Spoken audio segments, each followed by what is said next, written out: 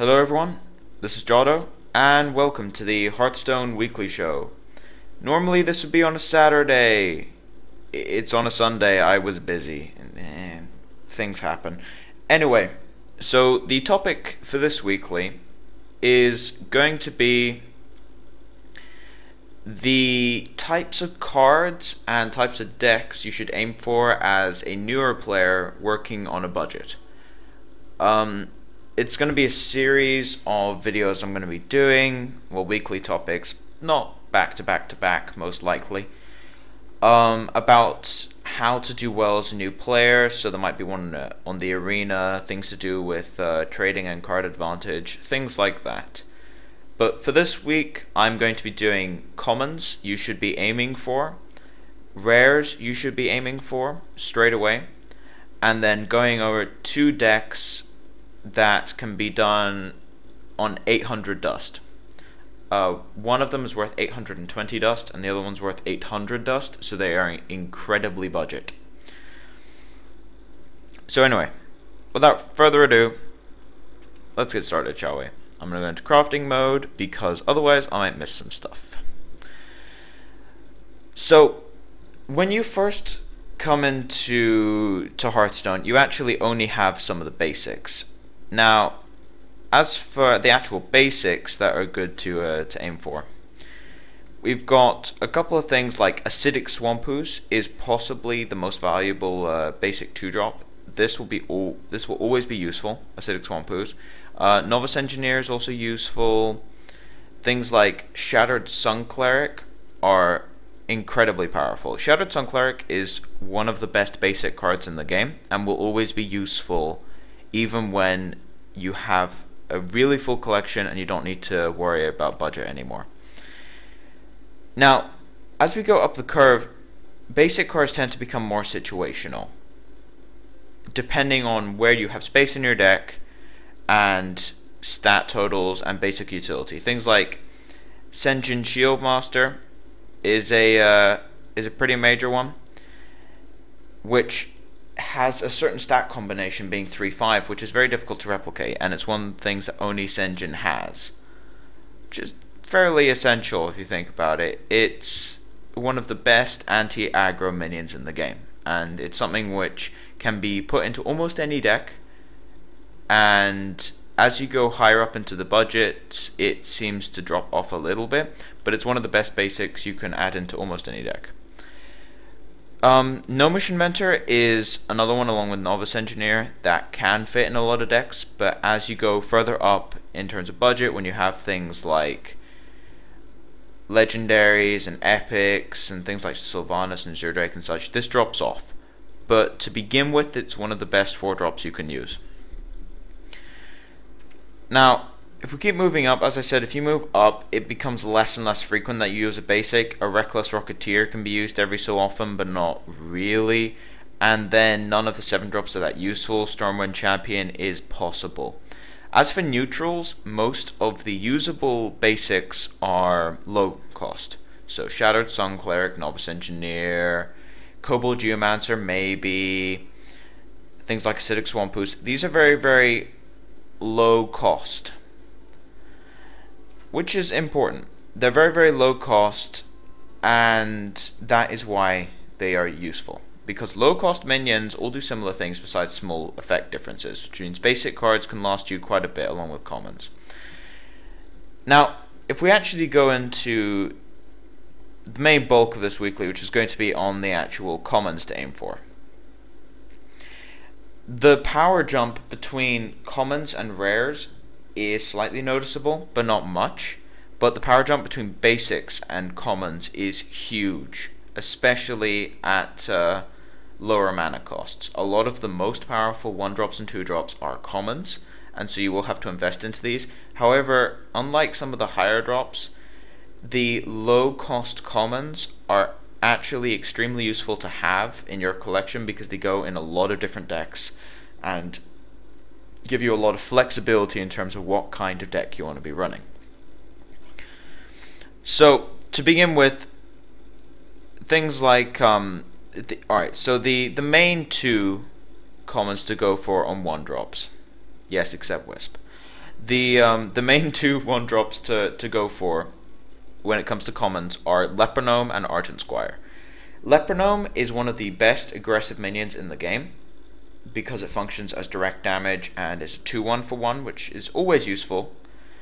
And Argent Squire stays around a lot in buff decks. You buff it up, the Divine Shield protects it from a lot of things, they have to invest into killing it, and it's not pleasant for your opponent to deal with. Other 1-drops you can go for are things like Worgen Infiltrator, which is okay. It can be used to counter things like Fairy Dragon if you have some serious issues with Fairy Dragon. Southsea Deckhand I've also got in my collection because it can be used. It's situational at best, but in Rogue, for example, I've seen it used to great effect because you always have a weapon. Your dagger can trigger this thing, and you always have a weapon. It's always just a 2-1 for 1 with charge most of the time, but you need to have your hero power activated. The rest of the 1-drops, at least as far as commons goes, are not amazing. But anyway, on to the 2-drop commons. Really has to be the one on this page. Whatever. Anyway, can I just do this? Thank you. Okay. So as far as 2-drops goes, this is where the most diversity comes from in terms of commons. 2-drop commons and 3-drop commons are incredibly useful. So, and they're also the ones you'll keep the most. They're the most diverse, they go in a lot of different decks, it's where a lot of the power and diversity comes from a lot of different archetypes. Now, one of the ones to look at would be Amani Berserker. Amani Berserker is one of the most underestimated 2-drops in the game. The Enrage is incredibly powerful, not just because you can ping it yourself, but because it protects from AoE. They can't really AoE your board because they'll take 5. It's very underestimated, can be a powerhouse in something like Mage, so I would recommend giving this a look, especially in Mage. Mage and Warrior can utilize this incredibly well. The rest of the 2-drops, we have Bloodsail Raider, which is useful with weapon classes like Paladin and Warrior. Not so much Rogue, but Paladin and Warrior definitely. They have high attack with low durability, so they want to get that use out of that weapon. They want to get a high use out of that weapon, and the durability doesn't affect this. It's just damage. So in those high damage weapons like True Silver Champion, it matters a lot. So Bloodsail Raider is a very, very solid 2-drop for these kinds of decks. Fairy Dragon is one of the strongest 2-drop aggro minions and will go in a lot of different aggro decks, especially on the more budget side. It's possibly the strongest 2-drop to go in a lot of these budget aggro decks because you don't have access to things like Knife Juggler. So Fairy Dragon is definitely a good one to have around. It does go in some of the top end decks. It's fallen off a little bit in popularity recently, but it's useful to have around against control decks. If you're in a tournament and you want a sideboard, Fairy Dragon is a very good sideboard option, things like that. It's a good one to have around.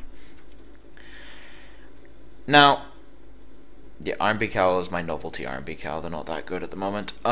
Anyway, the next 2-drop to really look at, that this is the most important 2-drop to craft. The most important one, Loot Hoarder. Now, cantrip minions, so draw a card, are incredibly useful. And they will always be useful. They are always useful. Even when you go into the very top end, Loot Hoarder just ceases to be a 2 of, and one of them gets replaced with Blood Mage Thalnos. But even then, you still want one. Loot Hoarders are always useful. It's one of the first cards you can craft because it's a common, and it's one of the first crafting I would recommend. When you do your first set of disenchanting and crafting, you actually do get a dust bonus, and a lot of people do invest their first dust bonus in Loot Hoarders because they are so useful.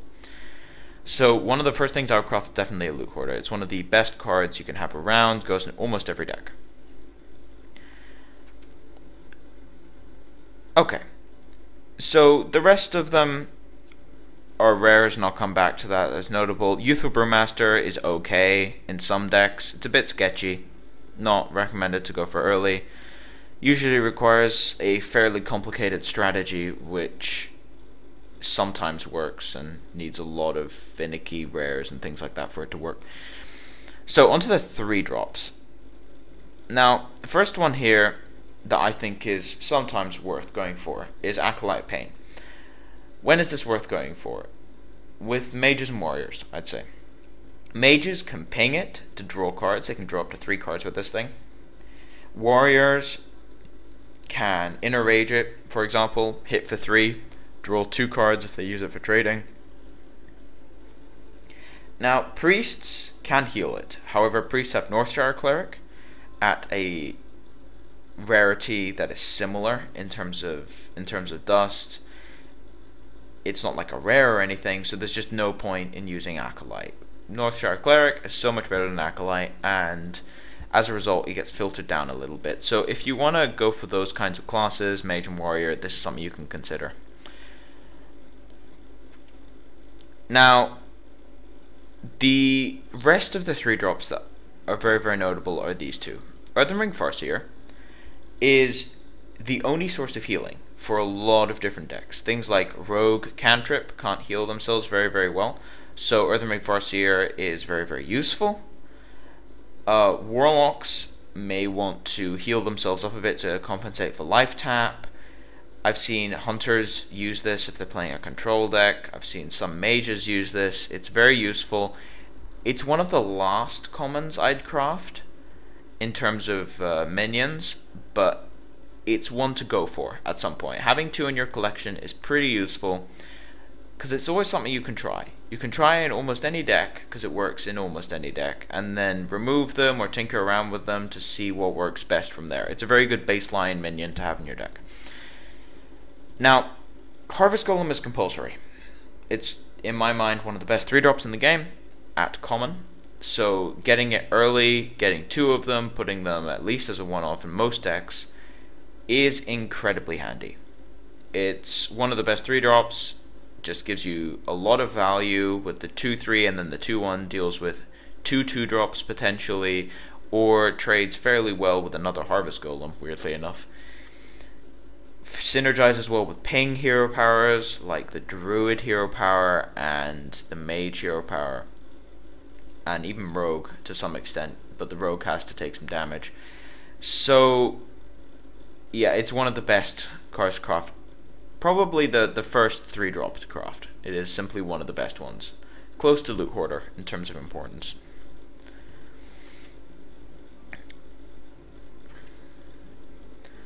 Onto 4-drops.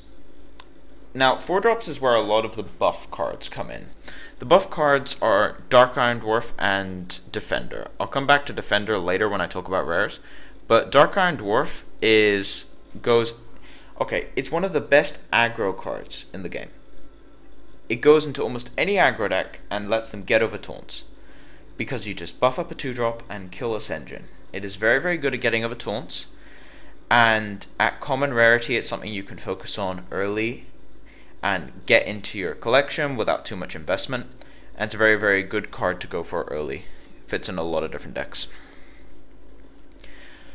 Spellbreaker, get one of these. One Spellbreaker can go in almost any deck. Silence is a very useful utility skill. Just get 1, don't play 2, it clogs up your hand, but getting 1 early is always nice. Now, this is where it starts to drop off again, because the higher rarities tend to focus more on higher mana costs. So there's not much to suggest for higher rarity. For lower rarities and higher mana costs. Silverhand Knight can be used trading well with Battlecry, but it's a bit sketchy. Spiteful Smith can work in some weapon decks or classes like Rogue. Stranglethorn Tiger is possible, but I really don't like Stranglethorn Tiger that much. Ventureco can go in some aggro decks that need a finisher in the late game and don't have one as a minion in basic or common in their actual class. But the higher mana costs don't really have much you can go for. Like if we go up into the 6-drops, there really isn't that much notable, or anything even notable at this rarity or lower. And if you go in 7-drops, there is basically nothing. There really aren't that many good sub-legendary cards this high up. Giants arguably, but sub-legendary or epic, anything budget is non-existent above 7 basically. So, as for the actual rares, 1-drops, they're not good rares. Young Priestess is playable. It can buff up some of the small stuff, but it's still not my favorite 1-drop ever. So avoid rares on 1-drops. They tend to be pretty bad as far as neutrals goes. 2-drops are a bit better as far as rares goes. There are a couple of decent ones. Oh yeah, I forgot to mention. I keep thinking Mad Bomber is rare. I don't know why. I should have left 40 Dust open so I could see the difference easily. But anyway, random comment on Mad Bomber. A lot of people think this is a troll card. I used to think the same, but I have seen it do some interesting things. It can work against Blood Imp and things like that. It can work against aggro decks.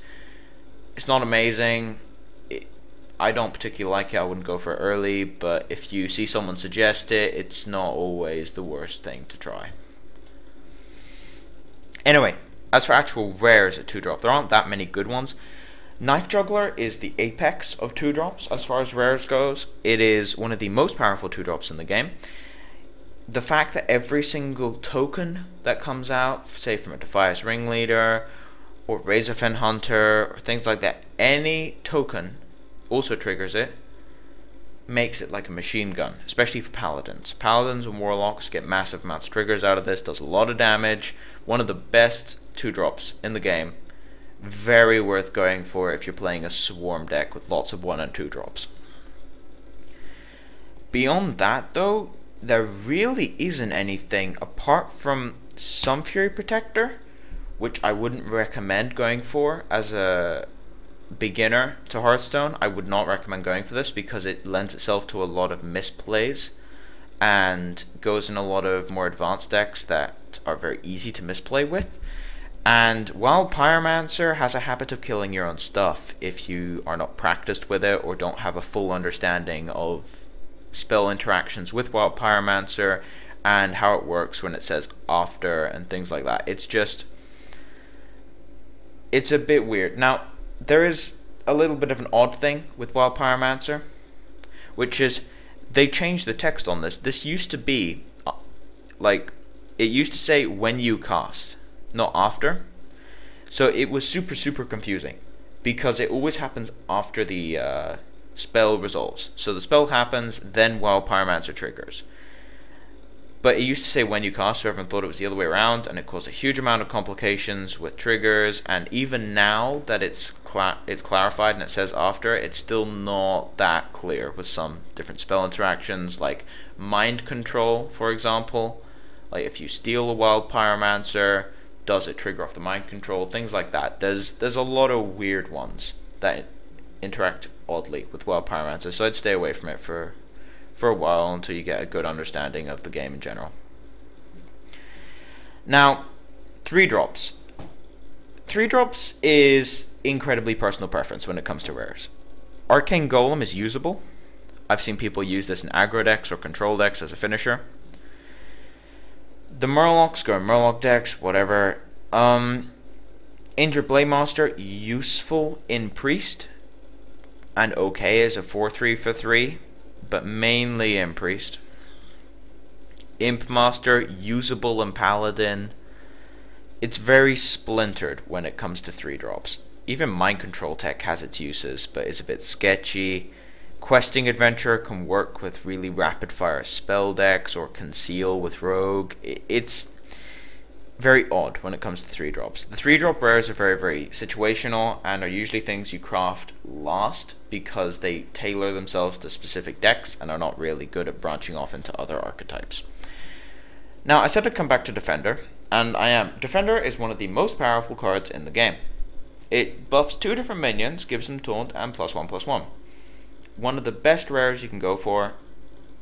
1 of in a lot of different decks. 2 of in about half the decks in the format. It's just so powerful. It's one of the best cards in the game. I definitely get a set of these early if you can.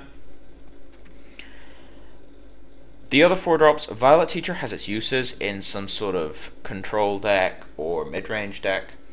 Twilight Drake as a 1 of in a mid-range deck can work, or a control deck, because you get a lot of health on it. But besides that, not much for rares. Now, the 5 and 6 drop slots is where rares get interesting. We got Abomination, which is a budget sort of board wipe for every class. Again, lends itself to misplays a bit because it says all. Azure Drake is one of the best 5 drops in the game. That isn't legendary in the case of Sylvanas. It's one of the best non-legendary cards in the game, basically, as far as the mana cost goes. It's just so mana efficient.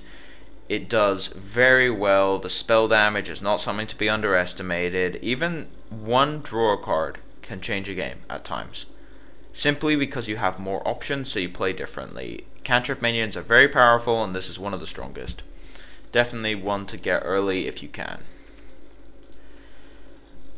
Now, the last rare, or rares I'm going to talk about, are Sunwalker and Argent Commander. Sunwalker is the first one I'm going to talk about. It's a very underestimated taunt minion. Stops pretty much everything. And if you need a rare taunt, it's a very, very good one. But Argent Commander is one of the best rares in the game. It's very powerful. It trades with 2 things because of the Divine Shield. It's difficult to remove unless it's already been popped on the Divine Shield, which means it's already killed something, so it's almost always a 2-for-1. Almost always. Very difficult to 1-for-1 on Argent Commander. It's just card advantage without drawing cards. It's a very, very powerful card. Used to be more powerful. They nerfed it a bit, but it's still a very good card. So that about does it for the neutral rares and commons that I'm going to talk about. As I said, there isn't anything really for 7+. Nothing notable. So for the second part of the weekly, I'm going to be going over 2 decks which I threw together along with Moon and Shiv in the case of the Mage one, and go over what makes them work, how viable they are, what you can replace. And so we'll start with the cheap mid-range deck I came up with. Now, this deck cost 820 dust to make and is fairly viable. It's a tier 2 deck. It should suit you for a bit at start, but you're gonna have to start replacing some stuff and graduating to more expensive decks and things like that. So the first one, well, before we start, actually, we'll look at the curve. It's a mid-range deck, so a lot of the creatures and such are between 3 and 6, and it plays a lot of removal spells to get you into that mid-game.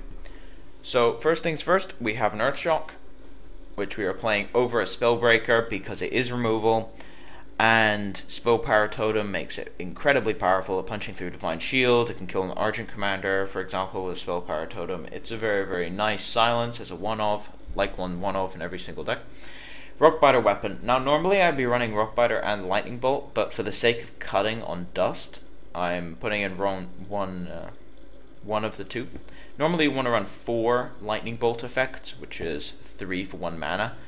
In the case of Rockbiter Weapon, it's a basic, but I would definitely try to squeeze in 2 Lightning Bolts once you actually craft them, but I just felt they were less sort of essential to craft. 1 Stormforge Axe is very, very good at dealing with aggro. The Overload isn't that painful because you have a lot of other 2-drops that you can use on turn 3. Very, very nice. The 3 durability is essential. 1 Ooze deals with any weapons, always useful, and it just deals with big weapons like True Silver. If you deal with the True Silver, he doesn't remove a second minion, and he doesn't gain an extra 2 life. It's incredible. And if you get rid of some of the larger durability weapons like Sword of Justice, that's a huge amount of value they lose. It's just a good weapon removal, cheap. 3/2 is decent stats if you're not against a weapon class. It's a very good card. Flametongue Totem. Now this is something that usually gets removed as you go up in budget, but for a low budget deck it's a good addition because it works off your hero power. You don't need big powerful cards for this to work. It works off your hero power. Very, very nice when it comes to buffing other things, but there are better alternatives as you go up in terms of just bigger creatures.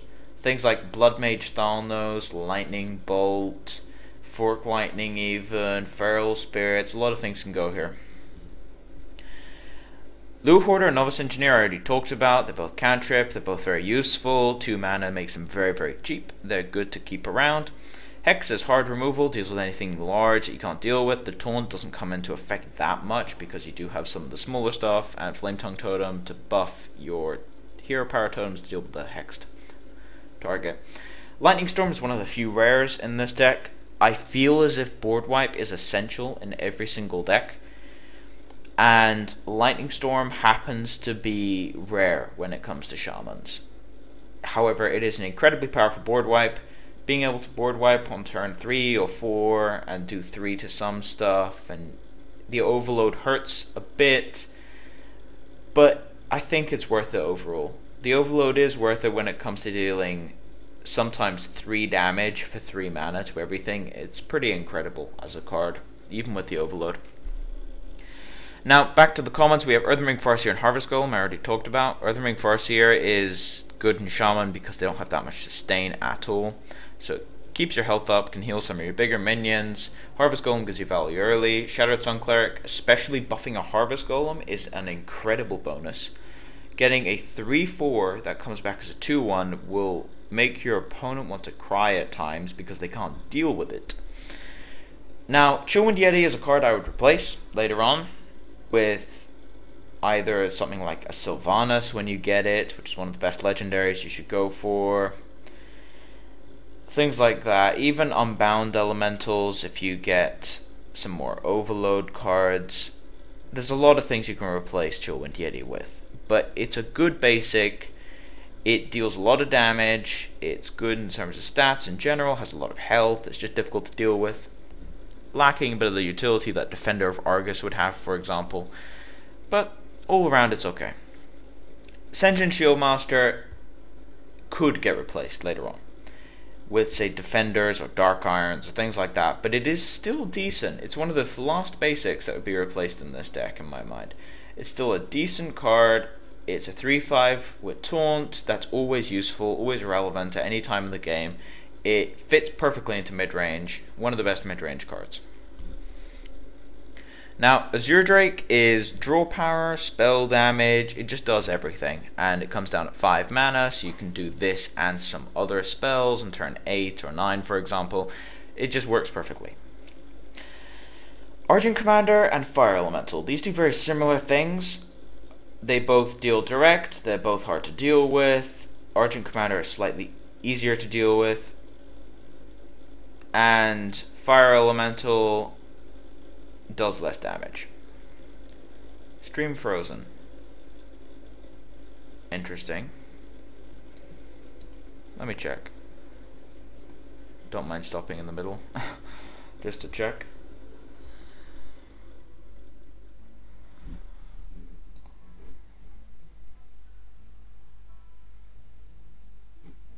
Hope not. Come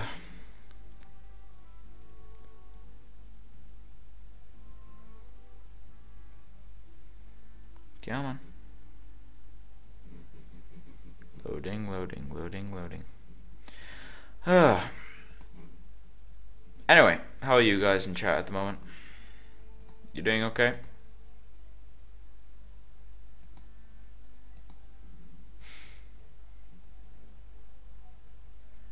Okay, it's not frozen on my end. It's on your end. Just refresh the stream. But, yeah, thanks for the heads up. Just in case. Because I don't want to keep going if the stream is frozen.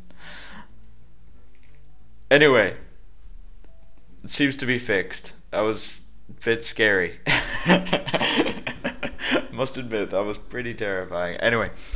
Back to Fire Elemental. Now, Argent Commander and Fire Elemental, I cut the Argent Commander because I think Fire Elemental is slightly stronger. It also helps with the dust requirement. It cuts 100 off the total, which brings it down to 820 dust. But random thing about Fire Elemental doesn't die to a lot of removal. It doesn't die to a lot of damage-based removal. It doesn't die to Eviscerate. It doesn't die to Backstab ever. Like, even spell power, backstab, plus hero power won't kill it. And that's generally something that can be used. Things like Argent Commander don't kill it. they have to use some sort of hard removal. It's just above the threshold. Sylvanas does kill it, but not much you can do about that. The fact that Sylvanas kills it is actually kind of a plus side, because you don't want them to steal your fire elemental with Sylvanas. So it's a good top of the curve. It does quite well. Later on, as you get more, some of the legendaries you could put in here are like Sylvanas, Ragnaros, Blood Mage Thalnos, Ysera maybe, Black Knight. There's a couple of things you can put in here, Tinkmaster. But as the actual budget deck, this can work fairly well. Yeah, Backstab, Eviscerate can still kill it, but it's a 2-for-1 at that point. Or 3-for-1, because you're probably going to kill something with the Fire Elemental. So, as for a budget deck, I think this works. But as I said, you want to be focusing on getting some of the essential legendaries and rares and epics as you go further up. Get the essential commons first. Things like Loot Hoarder show in this deck, and they show in almost every deck. Harvest Golem, Earthen Ring Farseer. Some of the essential rares like Azure Drake and Argent Commander. These show up in a lot of different decks, so they're good to get early. And if we move on to the second deck, I'll show that some of these actually appear in that one, even though the archetype is completely different. Now, this one cost 800 dust to make. Don't be scared by the Pyroblast. It is an epic, however, the Pyroblast takes up about half the budget of this deck. It's still the same dust total, roughly, but the Pyroblast does mean you have to save up and get the Pyroblast before really making this, because mage aggro decks do benefit a lot from the Pyroblast. You really do notice the difference when Pyroblast goes into the deck from when it isn't. It's playable without it, but the jump is massive. So anyway, beginning from the top, we have Arcane Missiles, which is... I keep forgetting to do the curve. I mean, whatever. Anyway, the curve is pretty basic for an aggro deck. We just have a couple of 4-drops, mostly in the form of buffs and solid minions, mostly 2-drops and 1-drops, which is the signature of a aggro deck, especially 2-drops. As I said, a lot of power is in the 2-drops. But anyway, moving on. Arcane Missiles. Now, Arcane Missiles pumps up things like Mana Worm. It benefits from any spell power, can help with your hero power ping, deals with Blood Imp. It's just an awesome spell. Very, very good spell. It's a common. You can replace it later on as you get more cards, but it's still something good to have around in general. Mana Worm is one of the best 1-drops in the game, and at common, very, very useful to get on early. Now, whenever you cast a spell, it gains an attack. This is more relevant than it looks, especially considering the coin benefits this. One of the strongest openings you can do in this deck is Mana Worm, and then turn 2, coin, Shadowed Sun Cleric, which gives you a 3-2 and a 3-4. The 3-4 attacking. It's a massively powerful opening. Scotty. Marshmallow fight. Anyway, so Mana Worm is one of the most powerful 1-drops. It's a good one to keep around, will always be useful. Arcane Explosion is in here just as a bit of a dust cooldown to replace some of the more expensive things that could go in here. Even an extra common like a second Cone of Cold. Things like that. Arcane Explosion is still very, very useful, especially with the 1-of Cobalt Geomancer or the hero power, as it does a lot of damage to everything with spell power. Or with your hero power, pings to kill one thing with 2 life and the rest. It's essentially... it's a bad swipe, essentially, if you combo with your hero power. So it's still a very, very useful AoE for such a cheap cost. Deals a lot of things. You'd be surprised how many things this can kill on its own. Frostbolt is compulsory removal and direct damage, and deals with weapons and freezes things so they can't attack you. It's just amazing. Ooze we already went over in the last deck. Amani Berserker and Fairy Dragon are the big 2-drop heavy hitters. Fairy Dragon is very difficult for people to deal with, so it gets in for 3, 6, 9 damage sometimes. Very, very useful. Amani Berserker is protection from AoE, because if they AoE they take more damage, and if they avoid damaging it, you can hero power it. Just deal for 5 straight away. It's a very powerful combination. You deal 5 on turn 3, or if you coin it out on turn 2. Deal a lot of early damage. Kobold, I already talked about. It's good for spell power. It synergizes well with Arcane Explosion, Arcane Missiles, Frostbolt, Cone of Cold. Not so much things like Fireball and Pyroblast, because the increase is pretty small. But when it comes to AoE or random effects, spell power is incredible. Loot Hoarder is just as a one-off here. This was just to lower the budget a bit, spread out some of the budget on more of the 2-drop commons, but still very, very powerful. Novice Engineer just as good. Arcane Intellect is a very good alternative to some of the other more expensive draw power like Blood Mage Thalnos, because it's slow in tempo, but if you top deck it late game, when you need to dig for your Pyroblast or Fireball, it can help with just going straight for it. Shrouded Sun Cleric is one of the most powerful 3-drops in the game. It's basic, goes in almost every deck, very, very useful. Cone of Cold can be used to kill 3 different things, or freeze 3 different things, or target something next to a Blood Imp to kill it, or with Fairy Dragon. It's just a very, very powerful spell. And with spell power, it usually can kill 3 different things. It's like a small blizzard at that point. Firebolt, this will most likely go to the face. It can be used as removal, but mostly it's direct damage. Going straight for your opponent, deal some damage, and along with the 2 Pyroblasts, you get 12 from the Fireballs, and then 10 from Pyroblast, 22. You don't have to do that much damage to him if you draw your burn spells. Polymorph functions as the pseudo-silence in this deck, and just deals with big taunts in general, like Ancient of War, so you can just run over him.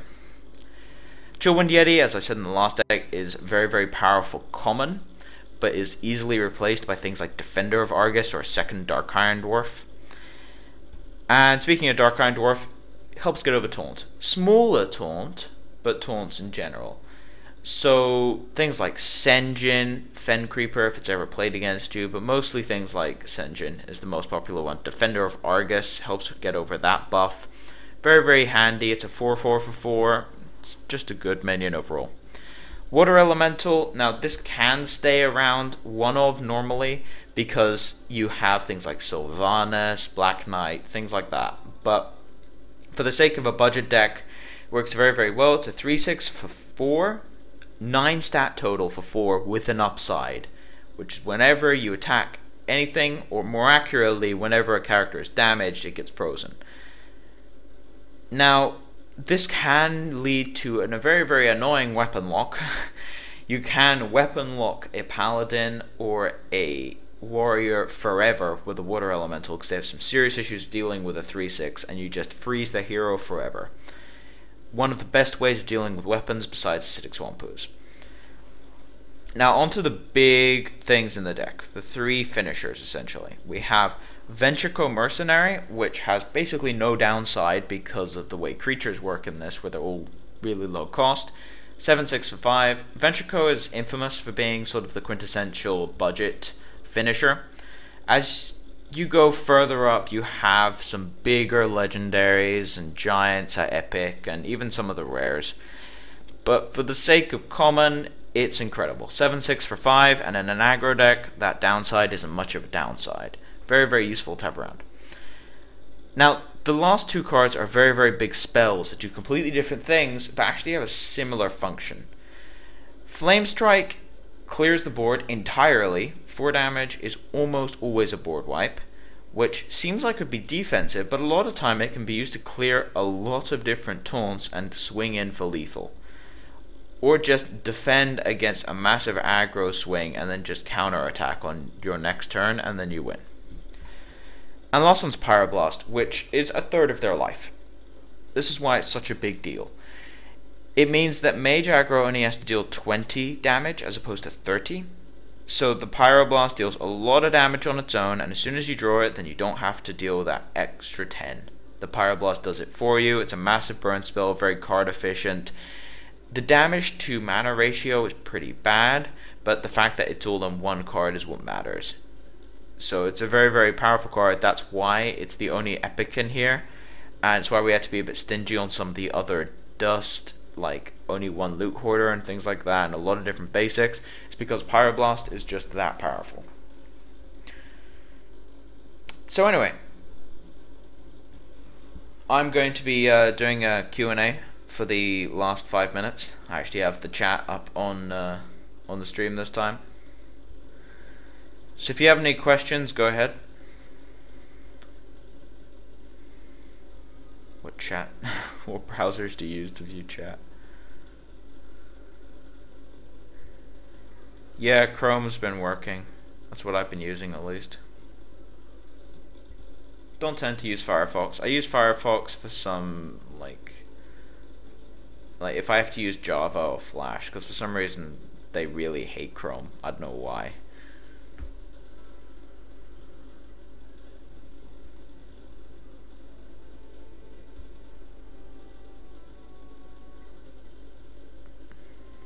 But yeah, as far as other videos in this series, I'm not sure when they're gonna happen. But yeah, every so often I'm gonna do a budget deck tech and maybe a couple of games on that. But I might do something on trading and card advantage and things like that. Every so often.